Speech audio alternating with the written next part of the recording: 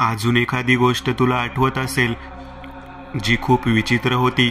रणविजयने विचारलं. तसं तर सगळंच विचित्र होतं, पण हो, एक गोष्ट काल रात्री घडली. यस, आम्ही जेवायला बसलो होतो आणि अचानक ती उठून उभी राहत ओरडू लागली. आधी माझ्याकडे बघत होती आणि मग अचानक माझ्या मागे असलेल्या शोकेसकडे बघत ओरडू लागली. आकाश म्हणाला, तू बघितलंस का नंतर ते शोकेसमध्ये नक्की होतं काय? ती शोकेस तुमचीच असेल ना? म्हणजे तुम्ही इथे शिफ्ट झाल्यावर तुम्हीच आणलेली शोकेस असेल ती, हो ना? नाही रे, ही शोकेस या घरात आधीपासूनच होती. भिंतीला अटॅच असलेली अस्सल सागवानी लाकडाची बनलेली ती शोकेस होती. भिंतीत अटॅच असलेली ती शोकेस काढणं म्हणजे खूप डोकेदुखी झाली असती, म्हणून मी ती तशीच राहू दिली.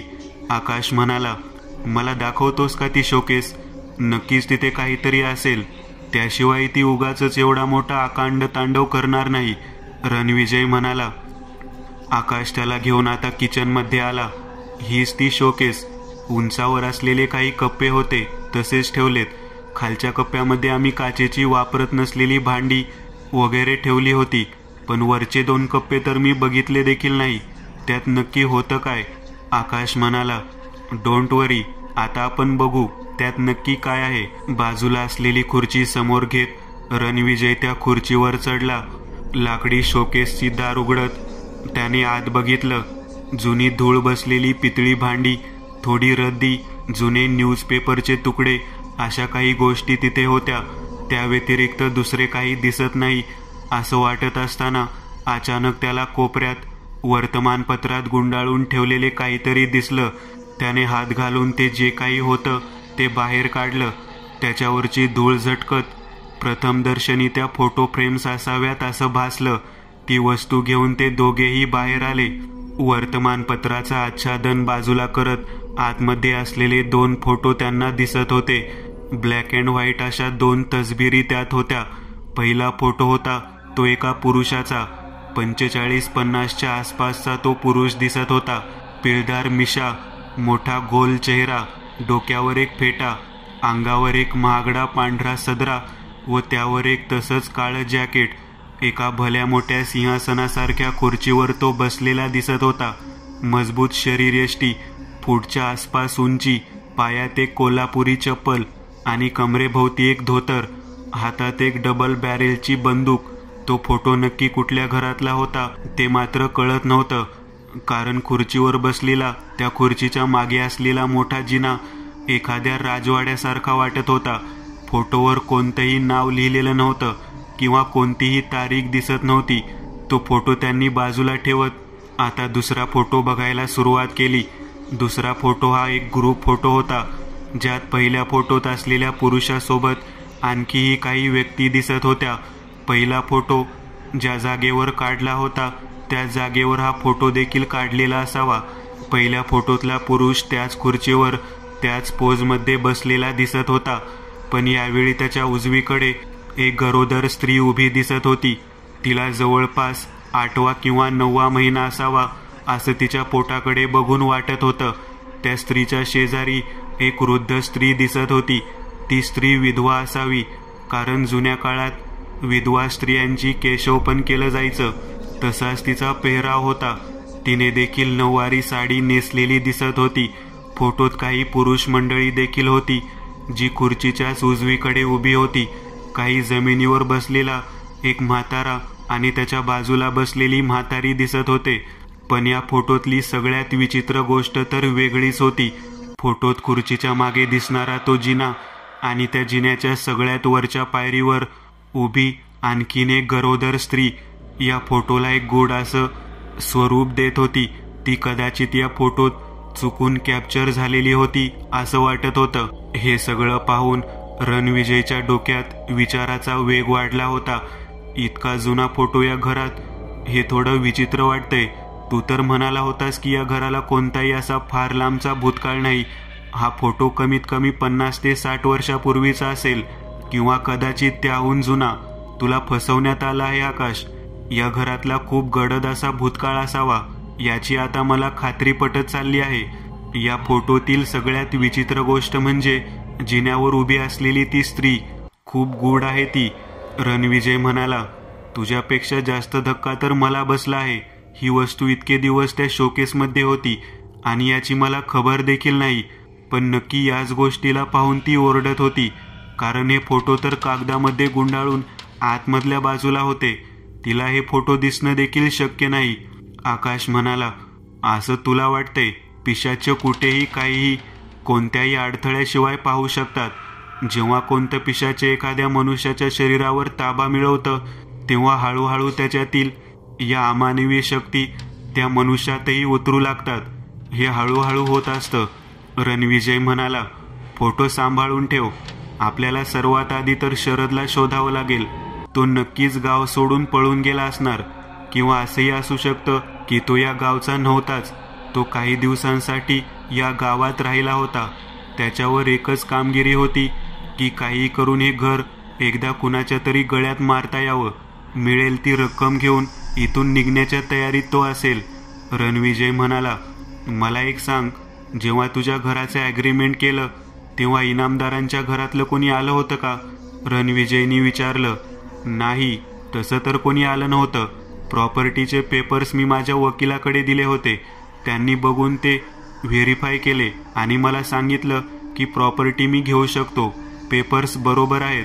मग आम्ही ॲग्रीमेंट बनवलं.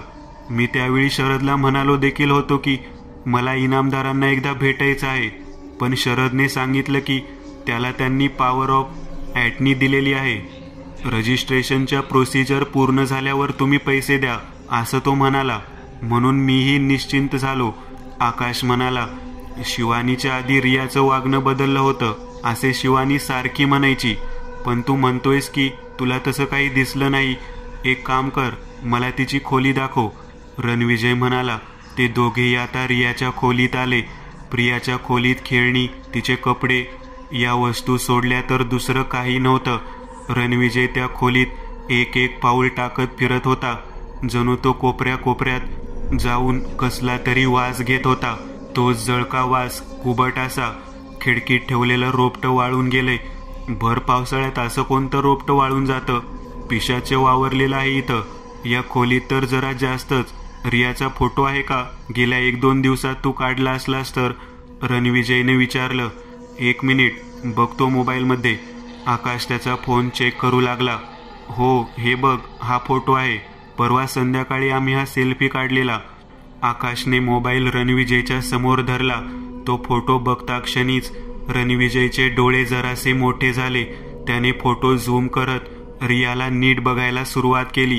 पापण्या विरळ झाल्या आहेत, भुवया देखील विरळ झाल्यासारख्या वाटत आहेत.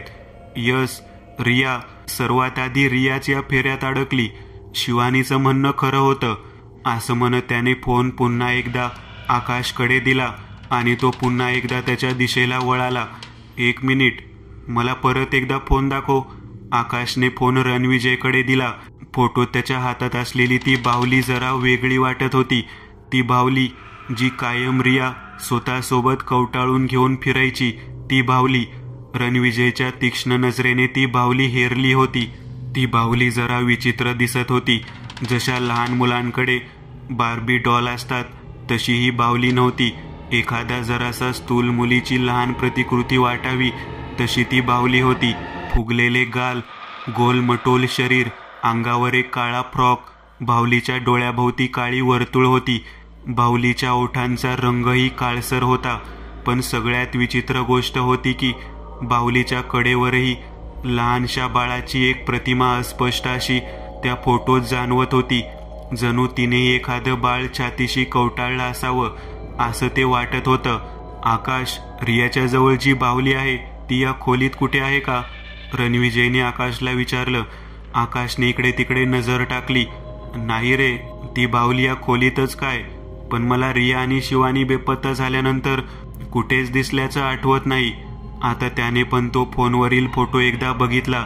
वेट अ मिनिट, ही बाहुली रियाकडे आली कुठून? आकाश विचारात पडला. अरे तू किंवा शिवानी, दोघांपैकी कोणीतरी तिला घेऊन दिली असणार. रणविजय म्हणाला. नाही रे, अरे रियाची जवळपास सगळी खेळणी मीच तिला घेऊन दिली आहेत. शिवानी तिला कायम व्हिडिओ गेमसारख्या गोष्टीच घेऊन देत आली होती. आणि मुख्य म्हणजे मला अगदी चांगलं आठवतंय, शेवट तिला मी बार्बी डॉलचा एक सेट घेऊन दिला होता. त्यानंतर तिने कधीच कोणत्या गोष्टीचा हट्ट केला नाही. ही बाहुली मी तर तिला घेऊन दिली नाही आणि शिवानीनेही घेऊन दिली असेल असं वाटत नाही. ही बाहुली फोटोतच इतकी विचित्र दिसते, प्रत्यक्षात तर ती याहून कुरूप असेल. तूच विचार कर, कोणते आई वडील आपल्या मुलांना अशी कुरूप खेळणी आणून देतील. आकाश म्हणाला, हो ते तर आहेच. ही बाहुली दिसतेच इतकी विचित्र की कोण घेऊन देईल. पण ही बाहुली तिच्याकडे कधीपासून आहे हे सांगू शकशील का? 3 दिवस तर मी ही बाहुली तिच्याकडे बघतोय. इकडे आल्यापासूनच सगळे धावपळ सुरू होती. नवीन नोकरी होती, नवीन घर होतं.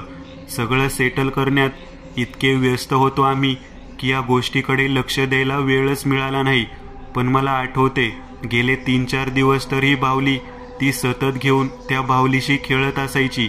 आकाश म्हणाला, याचा अर्थ ही बाहुली तिला या घराच्या आसपासच किंवा या घरातच कुठेतरी सापडली होती. यस, आता हळूहळू माझ्या लक्षात येते. प्रत्येक दुष्टशक्तीला घरात शिरण्यासाठी एक साधन आवश्यक असतं. या बाहुलीच्या आडूनच ती काळी शक्ती या घरात शिरली असेल आणि मग सगळं सुरू झालं. रणविजय म्हणाला, रात्रीचे इतके वाजूनही अजून घरात काहीच वावगं घडलेलं नाही. याचाच अर्थ ते जे काही होतं ते शिवानी आणि रियाला घेऊन गेले.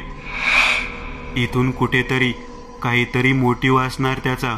काहीतरी करून घ्यायचंय त्याला शिवानी आणि रियाच्या मार्फत.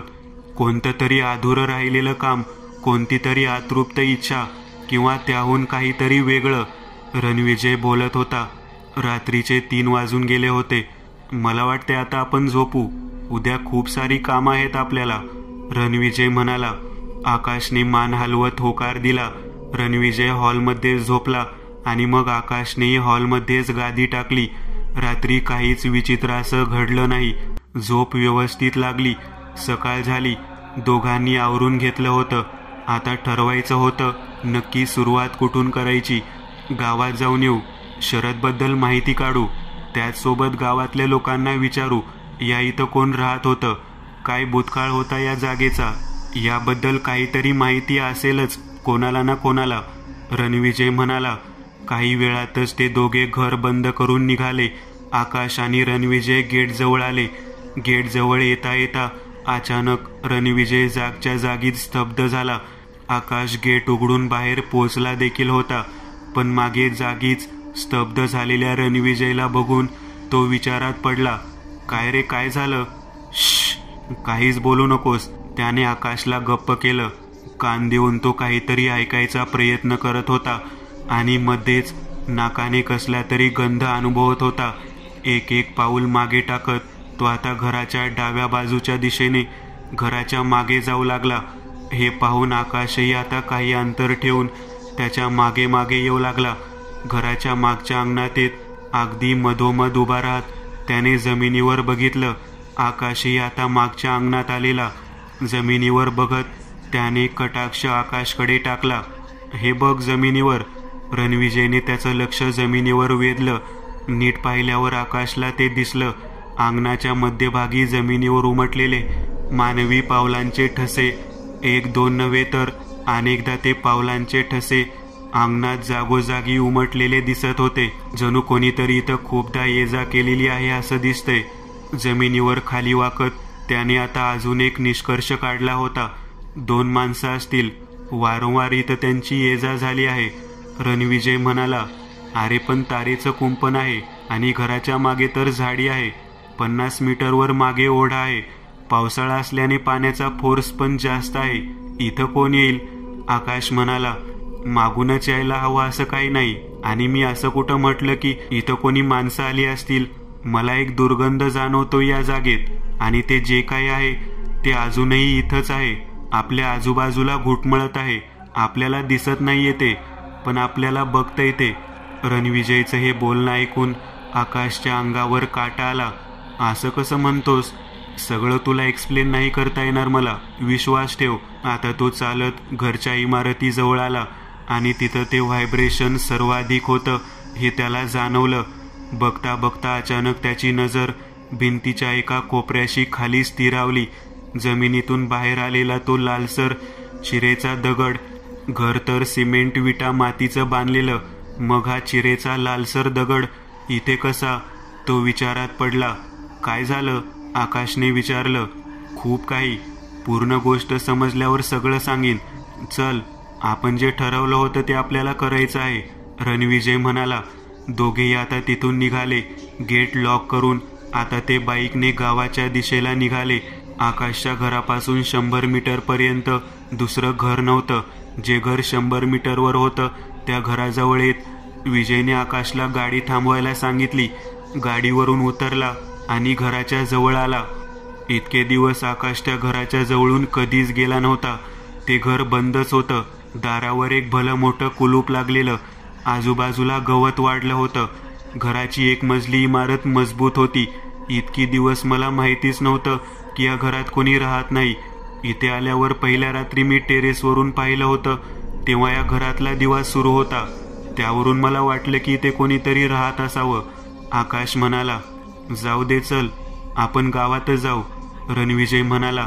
आता ते दोघेही बाईकने वर्णे गावाच्या आत येऊन पोहोचले. गावात फार वस्ती दिसत नव्हती. बरेचसे लोक आता गावात राहत नसावे.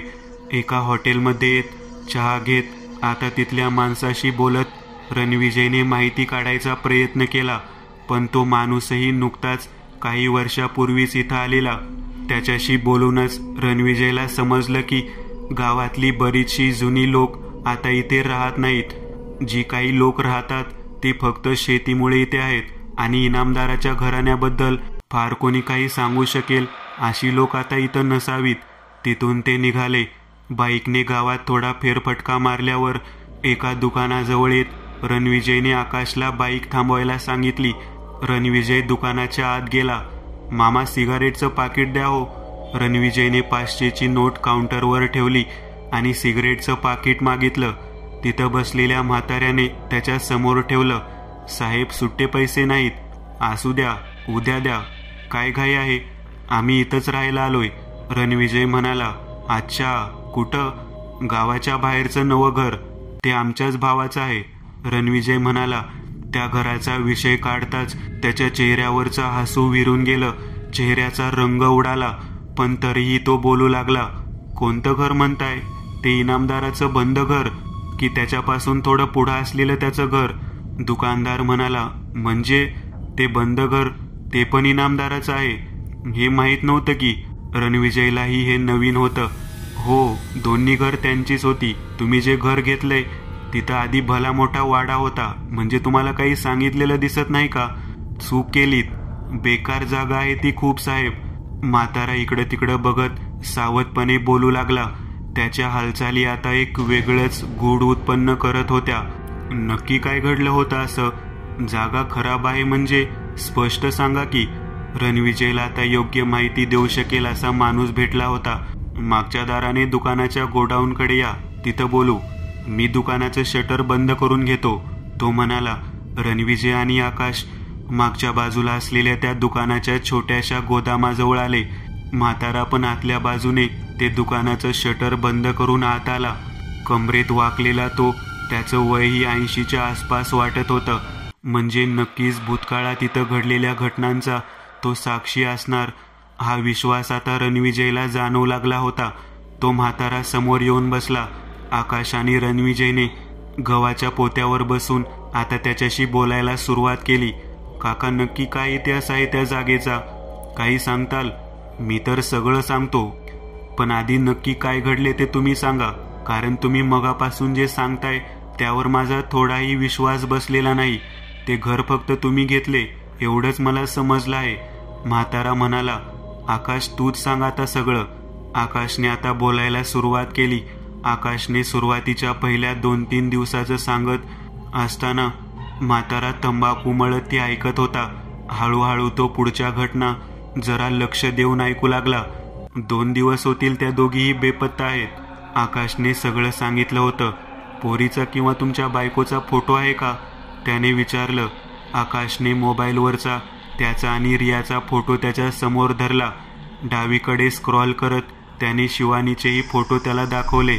नाही, या दोघींनाही गावात तर बघितल्याचं आठवत नाही. म्हणजे त्या इथं नाहीत. शून्यात नजर लावता लावता अचानक काहीतरी आठवलं त्याला. एकदा तुमचा आणि तुमच्या मुलीचा फोटो परत एकदा दाखवा जरा. तो म्हणाला. आकाशने त्याला तोच फोटो परत दाखवला. हाच फोटो त्याने रणविजयला दाखवला होता आणि त्यावरूनच त्याला त्या बाहुलीबद्दल कुतूहल निर्माण झालेलं. ही बाहुली हिच्याकडे. तो म्हातारा आता थरथरला. म्हणजे ही बाहुली तुम्ही ओळखता? ही बाहुली तर त्या सरिताच्याकडे असायची, रखमाची पोर. बापरे, पण त्यांना मरून तर किती वर्ष होऊन गेलीत की. मग ही बाहुली तुमच्या पोरीकडे कशी? म्हाताऱ्याला त्या दोघींबद्दल बोलतानाच आता घाम फुटला होता. काका, ही रखमा आणि सरिता नक्की कोण आहेत? रणविजयने विचारलं. आहेत नाही, होत्या. कुठे गेल्या त्या कोणालाच काही कळलं नाही. सुरुवातीपासून सांगतो. आमचे वडील चिपळूणचे शेतमजूर म्हणून या गावात आले होते. मी 14-15 वर्षापर्यंत माझ्या मामाकडेच वाढलो होतो. माझे वडील इनामदाराच्या शेतावर मजूर म्हणून काम करायचे आणि आई पण. ज्या मोसमात शेतीची काम नसायची तेव्हा ते दोघे त्यांच्या वाड्यावर चाकरी करायचे. इनामदार खूप पैसेवाला, तितकाच नीच माणूस. गावातल्या अर्ध्या लोकांना कर्ज देऊन जमिनी हडपलेल्या त्याने त्यांच्या. त्याचे 2 भाऊ आणि त्यांची कुटुंबही त्याच वाड्यात राहायला होती. त्याचे भाऊ तसे चांगले होते, पण कुटुंब प्रमुख जयवंत इनामदार म्हणजे सैतानच. तो कधी काय करेल सांगता येत नाही. आणि एकदा का एखादा व्यक्ती त्या वाड्यावर चाकरीला लागला की मग तो इच्छा असूनही त्या वाड्याची चाकरी सोडू शकत नव्हता. त्याच काळात मी इथं आलो. माझंही त्या वाड्यावर येणं जाणं सुरू झालं. माझ्या बापाला तिथली चाकरी सोडायची होती, पण इनामदाराच्या हुकुमासमोर त्यांचं काही चाललं नाही. त्या वाड्याला एक तळघर होतं. तिथे या घराण्याशी निगडीत काहीतरी मोठं रहस्य दडलेलं होतं, असं वडील कधी काळी दारूच्या नशेत सांगायचे. त्या काळातले जुने लोक म्हणायचे की एखाद्या ठराविक रात्री त्या वाड्याच्या अगदी छताला असलेल्या चिमणीतून मध्यरात्री काळ्या रंगाचा धूर निघायचा. नक्की तिथे काय व्हायचं हे मात्र कोणाला समजलं नाही. 1960च्या आसपासचा काळ होता तो. इनामदार जवळपास 2 महिने इथे नव्हता. 2 महिन्यांनी जेव्हा तो परत आला तेव्हा सोबत एक स्त्री होती आणि एक लहान मुलगी होती. ती स्त्री जरा वेगळीच होती. विचित्र अशी दिसणारी. कायम काळ्या रंगाच्या नऊवारी साडीत असायची. कपाळावर मोठं कुंकू, केस कायम मोकळे सोडलेले, हातात खूप सारे काळे रंगीबिरंगी दोरे बांधलेले असायचे. गळ्यात विचित्र अशा कवडीच्या माळा असायच्या. दिसायला सावळी, नाकी डोळी नीटसं अशी ती 30-32 वयाची स्त्री त्याच वाड्यात राहू लागली. नंतर समजलं की जयवंतने तिच्याशी लग्न करून तिला इथं आणली होती. तो जवळपास 50व्या वर्षापर्यंत अविवाहित होता आणि आता अचानक त्याने लग्न करून ही अशी विचित्र बाई वाड्यात आणली होती. ती पण अशी स्त्री जिला आधीच एक मुलगी होती. हे जरा विचित्रच होतं. माझा बाप तिथेच नोकरीला असल्याने त्याला बऱ्याच आतल्या गोष्टीचा अंदाज येऊ लागला होता. ती बाई रखमा ही साधी बाई नव्हती. ती काळी जादू करणारी पारंगत स्त्री होती आणि तिची ती पोरगी तीही कोणी साधी नव्हती.